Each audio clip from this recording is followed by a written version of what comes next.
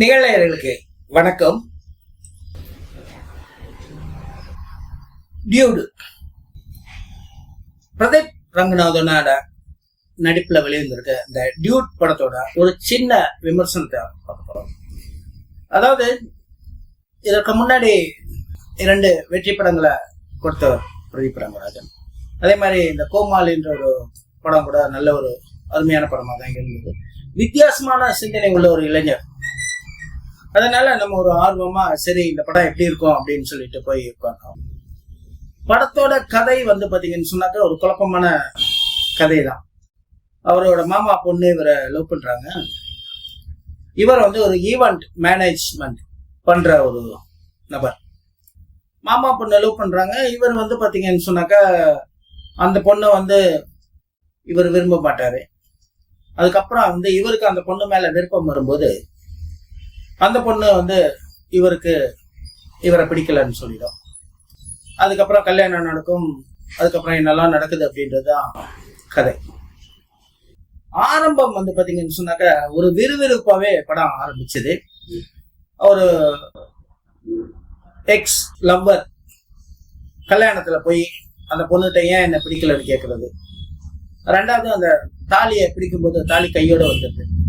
ஆனா இது கொஞ்சம் சில இந்த காட்சிகள் விறுவிறுப்பா ஒரு ஜாலியா காமெடியா போனாலும் அந்த லாஜிக்கலே ஒரு தாலியா ஒரு கல்யாண இதுலயே அறுக்கிறது அப்படின்றதெல்லாம் கொஞ்சம் சென்டிமெண்டா ஒரு சரியான ஒரு இதா இல்லை. அதுக்கப்புறம் பாத்தீங்கன்னு சொன்னாக்கா இவர் ஒரு ஈவெண்ட் மேனேஜ்மெண்ட் எல்லாம் பண்றாரு. பாட்டெல்லாம் கொஞ்சம் கூட குறைச்சிருக்கலாம் கொஞ்சம். ரெண்டாவது பிரதீப் ரங்கராஜனோட நடிப்பு கொஞ்சம் செயற்கைத்தனமா இருக்கு. அவர் ஃபர்ஸ்ட் 2வது படத்துல ஒரு தனுஷோட சாயல்ல இருந்தா கூட பட் இயல்பான நடிப்பை அவர்கிட்ட பார்க்க முடியல.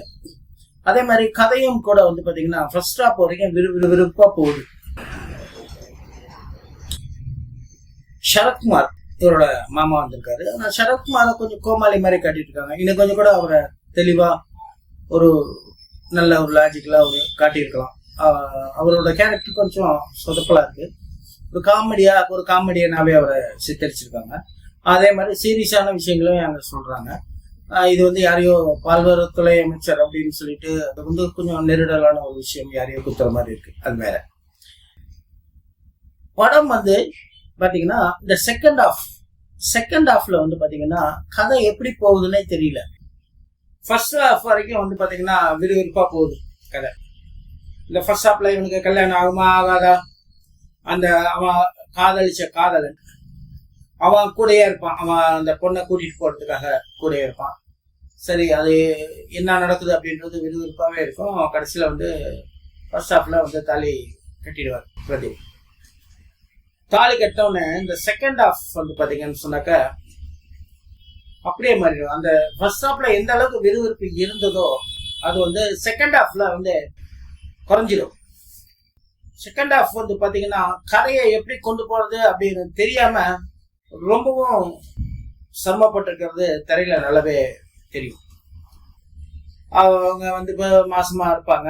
திடீர்னு சொல்லிட்டு பாத்தீங்கன்னா மாசமா இருக்கிறதுக்கு அந்த பையன் காரணம் அப்படின்ட்டு தாலி கட்டினது ஒருத்தன், வயிற்றுல இருக்க குழந்தை வேற ஒருத்தர்.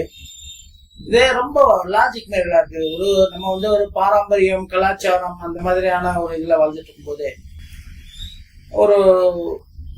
ஒரு பெரிய மினிஸ்டர், ஒரு பாரம்பரியம் மிக்க ஒரு ஃபேமிலி அப்படின்னு சொல்லும்போது இது வெளியே தெரிஞ்சா என்ன ஆகும், நம்ம அப்பாவுக்கு ஒரு அவமானம் கிடையாதா அப்படின்லாம் அந்த பொண்ணு கொஞ்சம் கூட யோசிக்கலையா?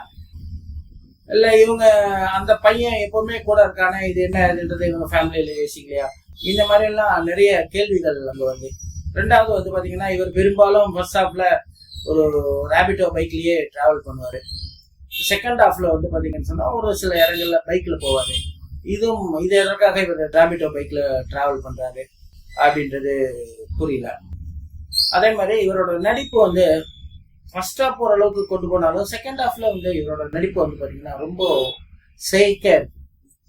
பல இடங்கள்ல இவர் நடிக்கிறாரு. இன்னைக்கு தலைமுறையெல்லாம் இயல்பா இருக்கிறதா நடிக்கிறதோ நடிப்பல்ல. ஆனா இவர் ஒரு சிவாஜி கணேசன் ரேஞ்சுக்கு பிரதீப் நடிப்பை பில்டப் பண்றாரு, நடிக்கிறார். அவர் நடிக்கிறது நமக்கு நல்லாவே தெரியுது நடிக்கிறாரு அப்படின்னு சொல்லிட்டு.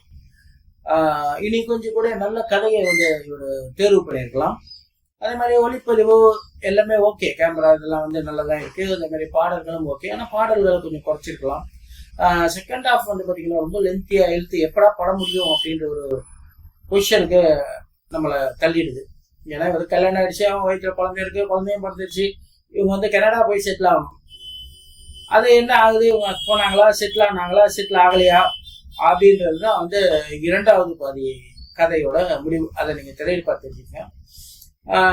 இந்த படம் பிரதீப் ரங்கநாதனுக்காக பார்க்கலாம்னா கூட இந்த செகண்ட் ஹாஃப் வந்து ரொம்ப முக்கியம். செகண்ட் ஹாஃப் வந்து இவ்வளோ இழுப்பாங்க அப்படின்னு சொல்லிட்டு நம்ம எதிர்பார்க்கவே இல்லை. ஒரு சுமாரான ஒரு படம். நன்றி.